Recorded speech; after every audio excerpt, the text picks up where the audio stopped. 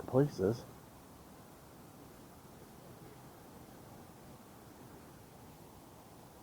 The pole, the pick and pull.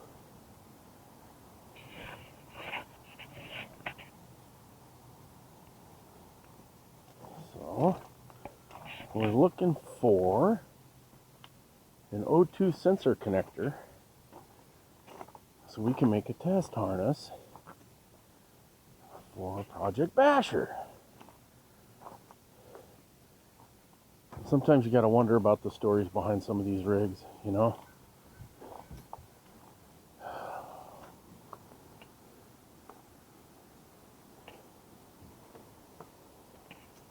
could have swore it said row 13.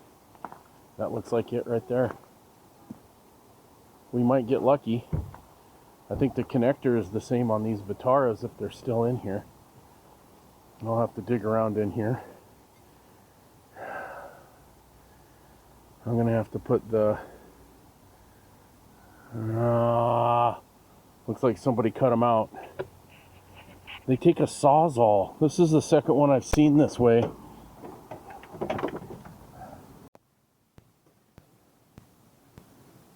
Well, there's a good fender and a door, a mirror. I don't know how much longer this one's gonna be here. If you need the center console for your Samurai, there's one right there. You get cup holders.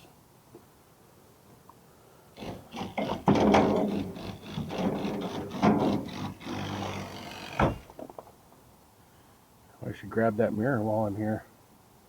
3 screws. Looks like the right one.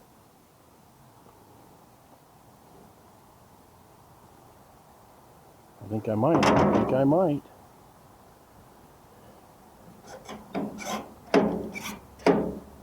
Door handle's in better shape than mine. This door is probably in better shape than mine. Oh, it's cracked right here. Just like all of them that I've seen so far. They're cracked right there. Is it dented here? There's a lot of them that have a dent right there too that I've seen. Well, it'd be stupid not to take that mirror. I'm going to grab that mirror. Now I know the O2 sensor is different on these. It's a different connector. It's a round type connector, but there's other connectors on this engine that they use the O2 sensor connector for.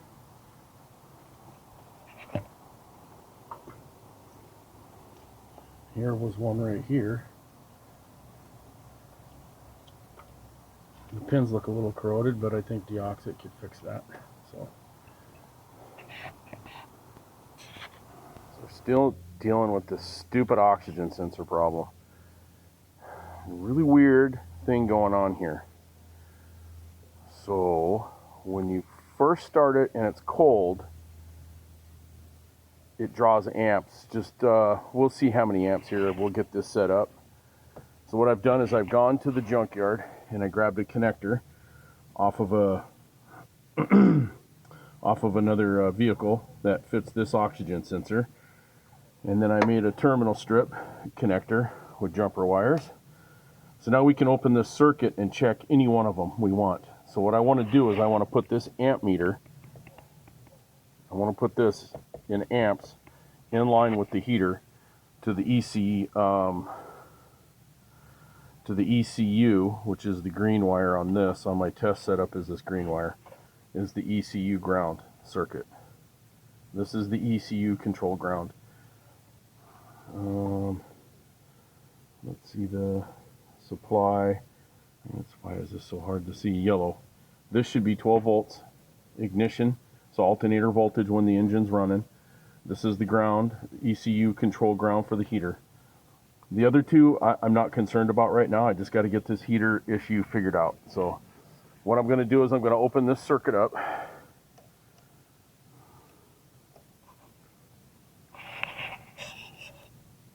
It's always hard to do this stuff with one hand. I didn't tighten it down very tight. I know I didn't. Yes, so.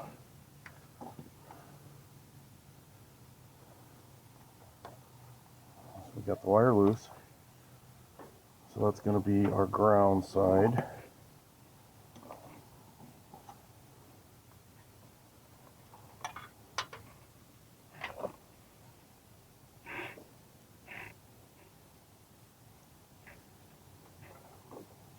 So we'll make sure that stays in the plastic and can't short out. We'll tighten the screw down just a little bit here, so we make sure we're making good connection when we connect our alligator clip to it. Now the alligator clip will go on here underneath everything. So now we're only in that circuit. And we will put this on 20 amps. Maybe we can set this where we can see it from in the cab. So when we first start it, we can see it.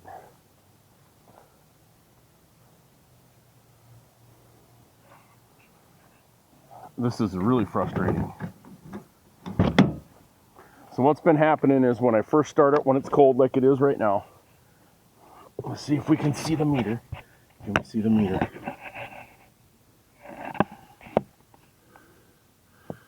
I can see the meter. I'm not sure if this camera can.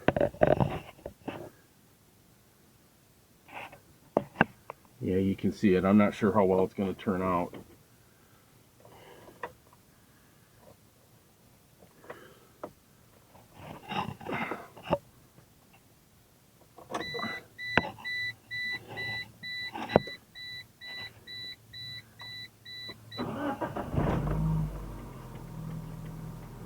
Come on.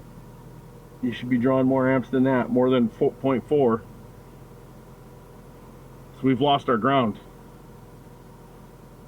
So I did this before. Did it come on?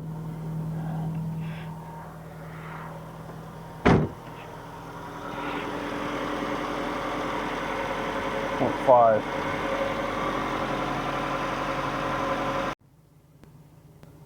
So this is going to be very hard for you to see, but I'm checking the grounds.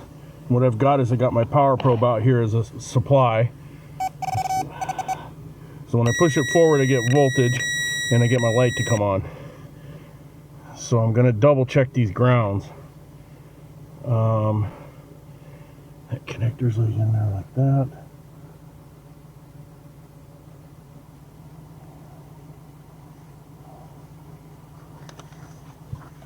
So 1 and 2 are right here. Red with orange and red with blue. 1 and 2 are these first two right here. So I'm gonna get my probe up in there. Yeah, clear ground. Nice and bright, 2 amps. What's the next one?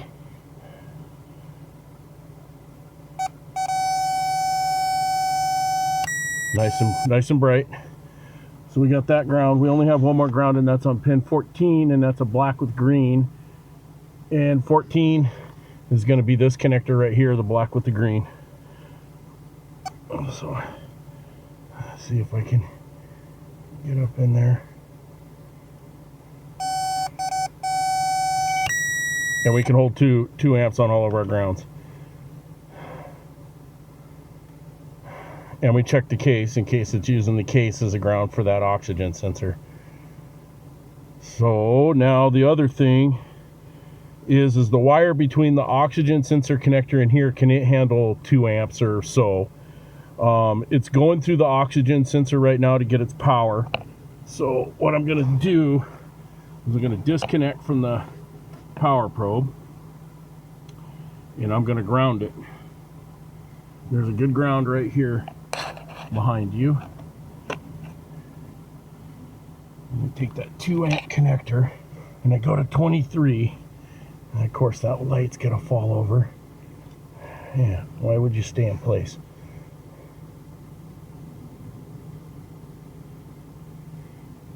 So it's really dull.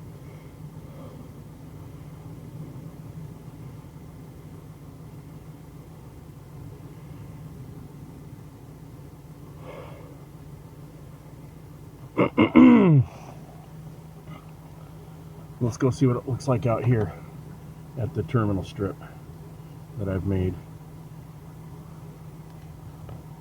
Let's see how dull it is out here. Oh. Oh. I don't know if you got to see any of that. I can't look at that and what I'm doing at the same time. But it was pretty dull.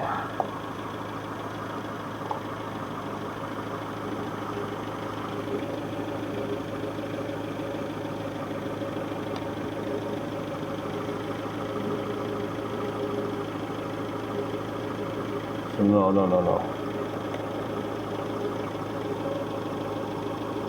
That was stupid. This is what I want right here. So let's just find a ground over here. Not thinking straight, I'm getting frustrated. So it's the same. That's the ECU causing that weak ground, not the wire.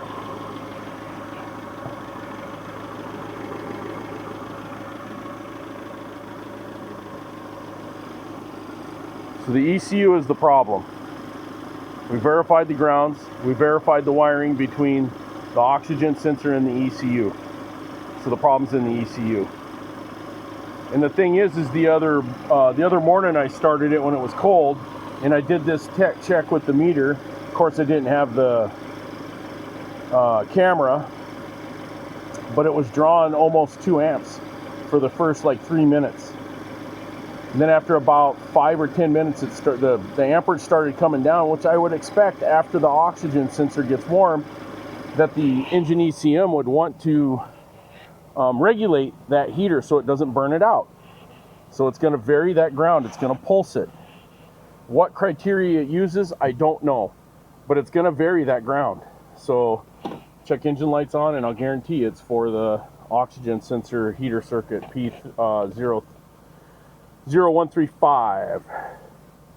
So I guess I'm pulling the ECM and seeing if I can figure out which one of those, if it's a MOSFET or a transistor. It's got to be a MOSFET that's causing this problem. It could be the ECU, because the amperage went down to about 0.7 the other day. I turned it off and I went in and got my scanner and I cleared the code and I restarted the truck, and it was at 0 amps. It wasn't drawing any amperage at all, and the check engine light was off. So I thought something was getting warm in that ECU. All right, one last experiment before. I want to know the maximum amp draw. So if I hook the heater circuit of this oxygen sensor directly to the battery and to a ground, to the positive on the battery and to a ground on the body or the engine, what is the amp draw? So what I've done is I've disconnected it from the terminal strip, the heater circuit, and I've got one wire with this black lead to ground, and I've got the meter in amperage, and I'm going to connect the battery, and we're going to see what the max draw is. So 2 amps, and then as the heater gets warm, it drops. Now I don't want to have this on here for too awful long. I'm assuming it's going to burn that heater up, but we're pretty much stabilizing here. I don't think for more than a minute here. So 1 1/4 amps. All right, I don't want to burn that heater up.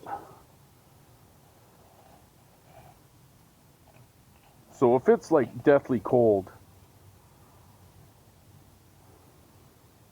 I'm assuming the amperage is going to be higher, the colder the sensor is. But as the sensor warms up, the heating element becomes more resistive, and the amperage will draw less. That kind of makes sense to me. So the oxygen sensor is kind of self-regulating. The heater circuit is self-regulating, but I know the ECM or the ECU, whatever you want to call it on this damn thing, is going to vary that ground. Whether it's a pre-programmed time because it's a known how long that oxygen sensor can stand up to the amp draw. Now the service data, which I have printed out in here, let's see, it's on that side, or is it on the floor? Did I drag all the paperwork onto the floor? Yeah, of course I did. Why would I leave it? So the service criteria, let's see if we can find it.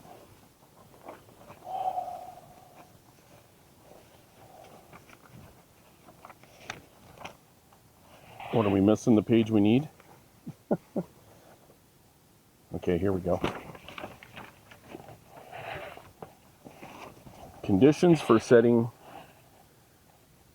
according to the factory service manual.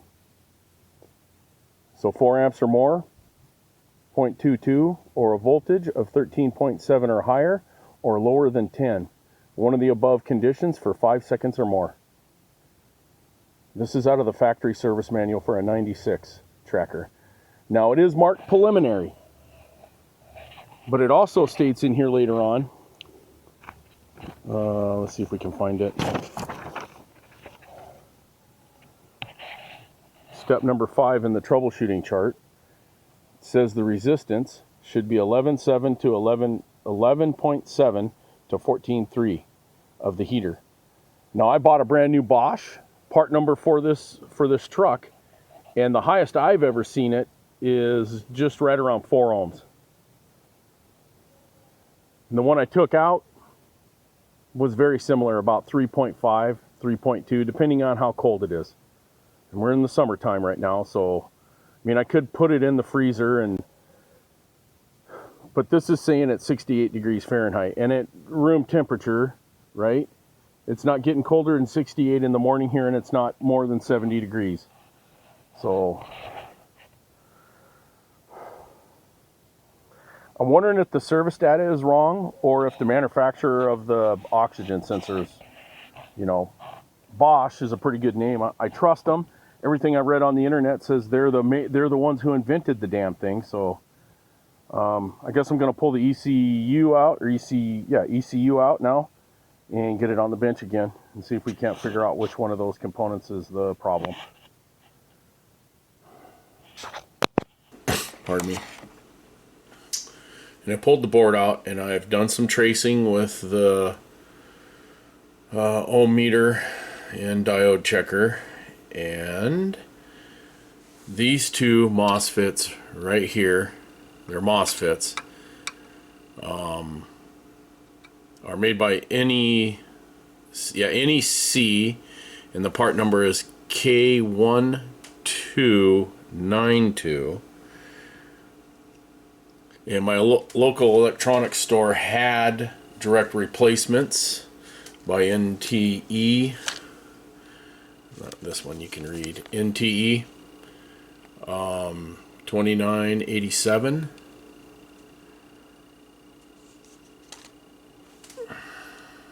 I switched it out. Now, I don't claim to be an electronics expert, nor do I even play one on television. But I think the MOSFET was the problem.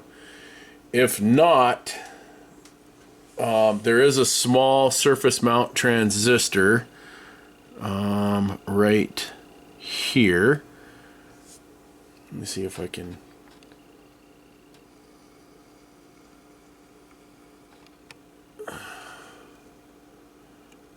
Q25, and it is right here. That could be the problem too, and I'm not even sure if it's a transistor. It's got 3 legs. It could be another MOSFET, a small one, I don't know.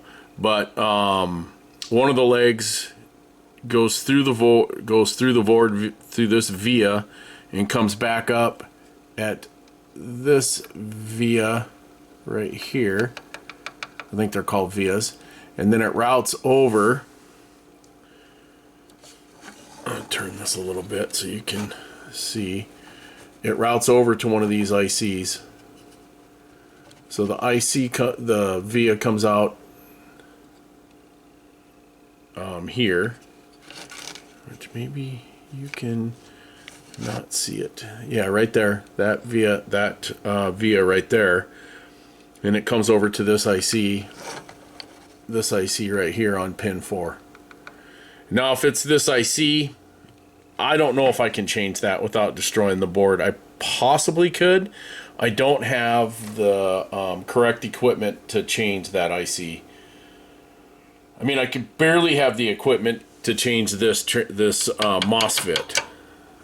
I barely have the equipment to change that MOSFET. Right there. So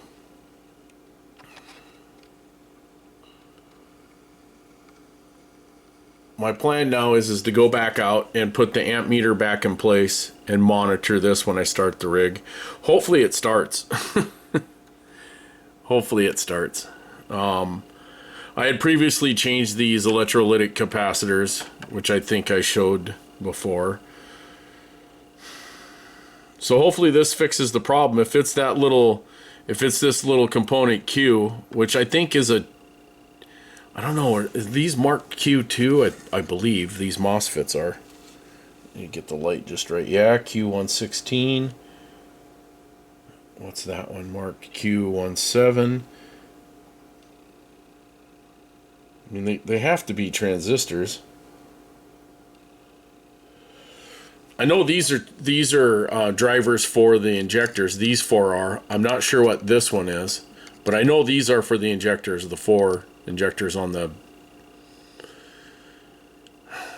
They all could be MOSFETs. Everything on here could be MOSFETs. I'm assuming that some of them are transistors, though. They could be MOSFETs. These two I can't. No markings on them I can read.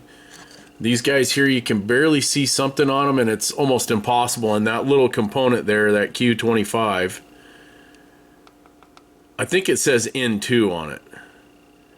And I've done some research, and man, it could be a lot of different things with just the marking N2 on it. So, I don't know. Maybe it'll show up in here if I...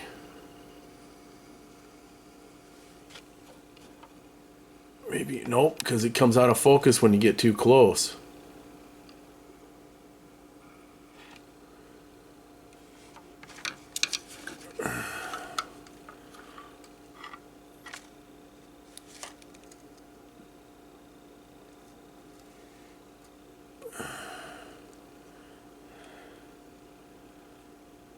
See, I don't think there's any way to...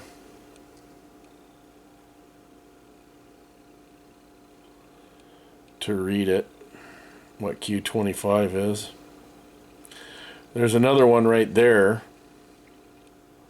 which I think is marked.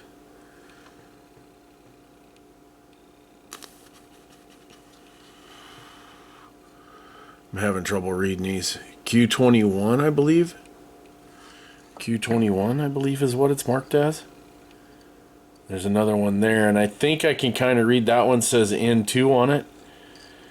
I hope that's not the problem. My other choice, like I said, is to maybe get another ECU if this doesn't fix it. So I'm going to put it back in its little holder here. The base is marked with an arrow for the connector.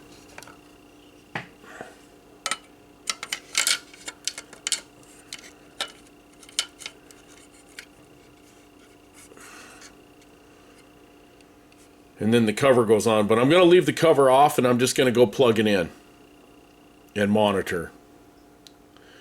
I don't want to put it back in there if I totally screwed this thing up where it doesn't work at all now. So, all right, I'll be back. So we're back out here. ECU's just plugged in with the new MOSFET installed. I'm having my doubts that this is going to fix it. I've got the meter set up for amperage. We're going to go ahead and turn it to the 20 amp position. 20 amp position. We'll set it here. And I hope it starts. There's the ECU just sitting out there without the cover on it. Before it was running. Okay, we're in neutral. Can we see the amp meter? Not sure if you can see it.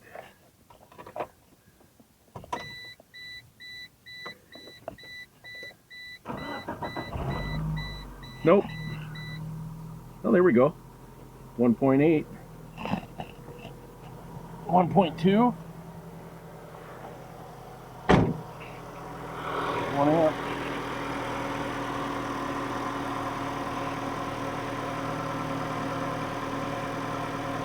We'll see how long this lasts.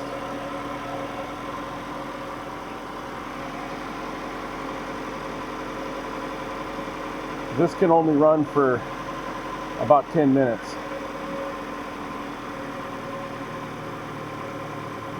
Everything I've read so far, 1 amp is what you want to see here. Hopefully it stays at 1 amp. Hopefully this fixes this frickin' problem. I'm sick of it. I'll just order the ECU if this doesn't fix it.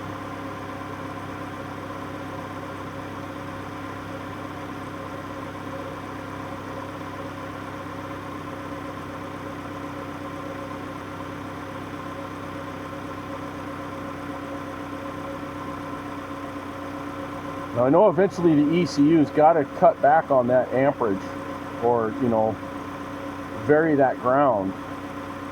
You don't want to overheat that oxygen sensor and burn it out. But maybe they're designed to be on all the time, 100%. There, it's cutting it back a little bit there, isn't it?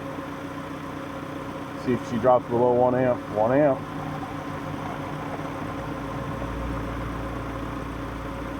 See how low it goes. The service criteria says 0.22.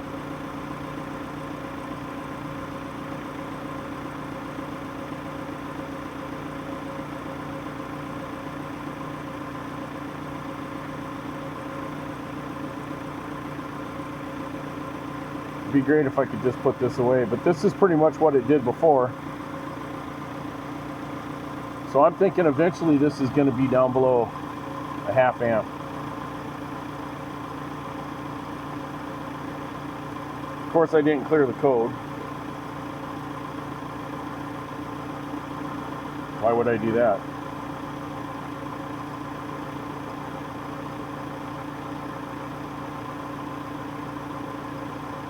Still playing around that 1 amp area.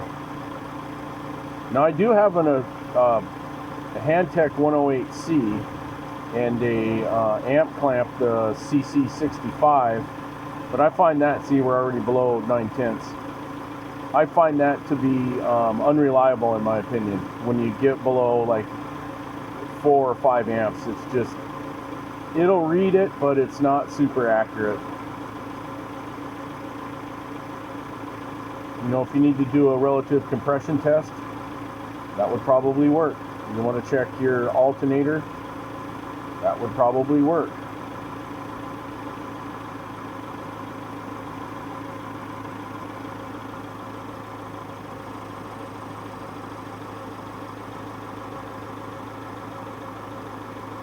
And I was really hoping it was that MOSFET.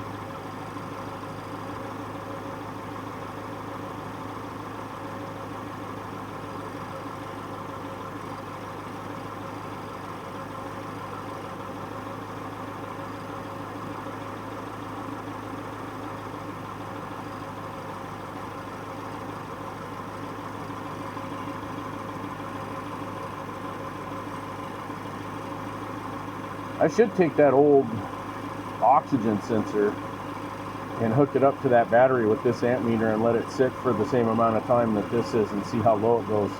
Just hook directly to the battery with the engine running. Monitor the amp draw. We're almost down to 7/10 here. Below 8/10 anyway.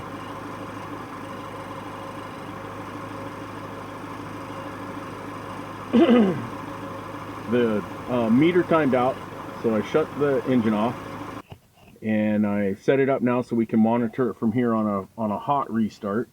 I don't know how hot the engine is. It's not up to operating temperature, but we're going to go ahead and start it and see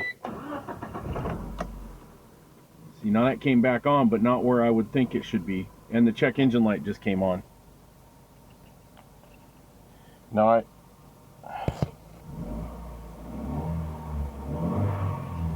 see that 0.5, I don't think that's enough.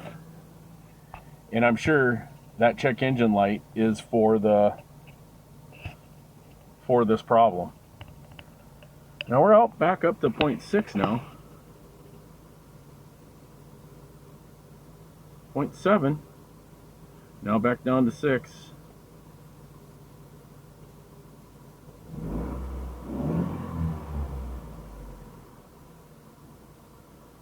I mean, it's performing better, but it's not fixed. Well, things have escalated a bit. I got the AC Delco oxygen sensor, and I checked the resistance, and it is over 13 ohms, almost 14 ohms. So it's within what the factory service manual says that forward upstream oxygen sensor should be. So I'm not going to force it into that exhaust manifold. I don't want to screw up the threads on the new one, and I've tried finding a good replacement exhaust manifold, and from everywhere I've looked, nobody makes a Dorman, nobody makes a replacement exhaust manifold for this engine. So your options are limited to used. And from what I've read, these manifolds tend to crack between cylinders 3 and 4 on the exhaust manifold, so you're better off just tossing this manifold and putting the long tube header on it. Now I've ordered one from Roadless Gear, stainless. It looks like a Chinese copy of the Doug Thorney header for this engine. It comes with a bracket to reinstall your air intake properly. So I think what I'm going to do first is get under the vehicle and drop that down pipe, get it out of there. Then I'll come up here and I'll remove that air box, that aluminum tube right there. I'll get that up out of the way, and then I'll start removing the exhaust manifold, and I'll get the header installed. If I run into something that's counterintuitive or some sort of trick, which I don't think there's going to be, I will come back and show you, but otherwise it looks like it's just nuts and bolts. Doesn't look like there's any great trick. I think the hard part is going to be setting the header into place into the exhaust that's pre-existing on the vehicle, and lining it up onto the head at the same time. So you might need an assistant, somebody down below guiding that in, but I'm going to try and do it by myself. We'll see. If I need help, I can phone a friend. Well, no big secret in installing this. I think the only thing a guy needs to do is to make sure he's got this bracket bolted in place kind of loosely before you tighten those two bolts on that T bracket. There's a lot of movement on that T bracket, and you could misalign this. You could misalign this bracket pretty easily. See if you can see that very well. Yeah. So you want those two bolts. You want to make sure you got that T bracket, this upper bracket started before you tighten the two bolts on the manifold for that T bracket. Other than that, it was very simple, straightforward. A little bit of struggle getting the joint at the catalytic converter bolt started. A little bit of a struggle, but I think if a guy had new bolts, which I can't find, it wouldn't have been that big of a deal. So the old bolts are kind of rusted a little bit, and they kind of want to cross thread when you start them. So yeah, it looks pretty good. I mean, for a Chinese header, the fit was immaculate. It's super easy. I think this was the easiest header I've ever installed.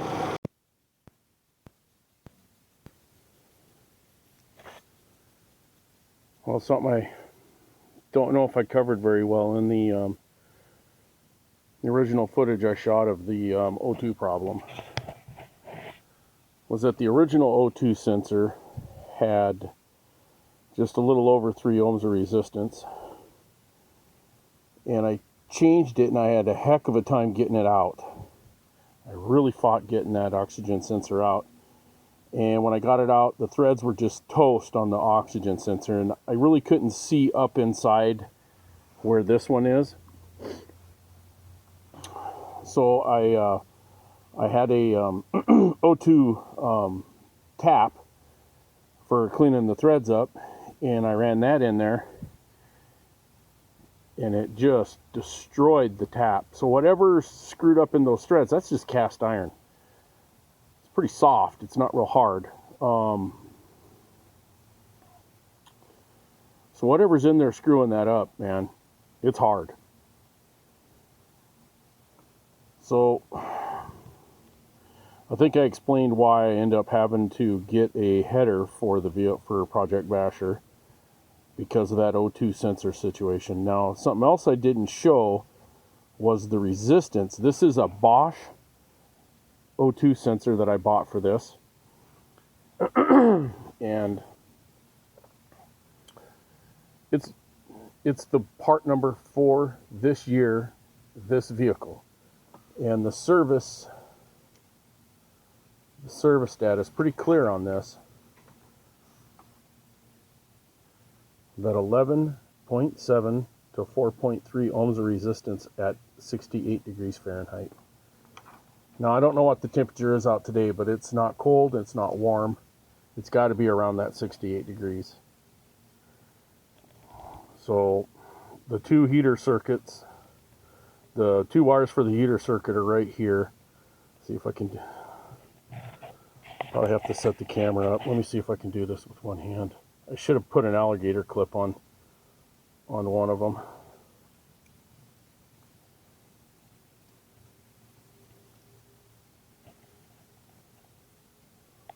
So 3.2. Now I don't know why that's not steady. Could it be because my hands are moving around?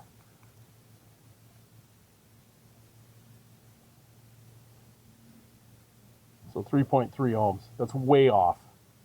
And that's why the check engine light kept throwing that code, kept throwing the code P0135. I wanted to show you the resistance of the AC Delco oxygen sensor.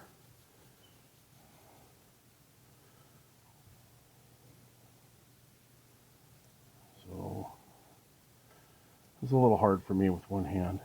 Get it here. Just give me a second. 13.5 ohms. 13 ohms. Okay, well, there's the speedometer working now. Got the speedometer working and no check engine light. Woohoo! It's good to go. I just do the timing belt, regular maintenance stuff.